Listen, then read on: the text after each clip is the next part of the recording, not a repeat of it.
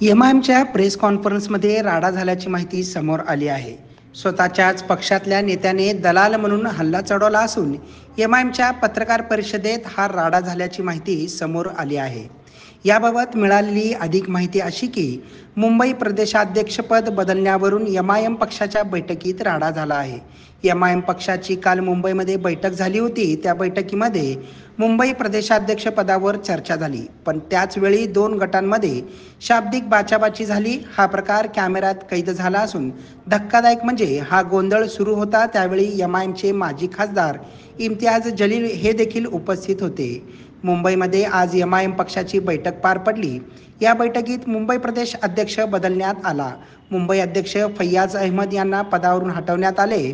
त्यानंतर फैयाज यांच्या समर्थकांनी प्रेस कॉन्फरन्समध्ये राडा केला. त्यामुळे दोन गटांमध्ये बाचाबाची झाली. हा राडा कॅमेऱ्यात कैद झालाय. माजी खासदार इम्तियाज जलील यावेळी उपस्थित होते.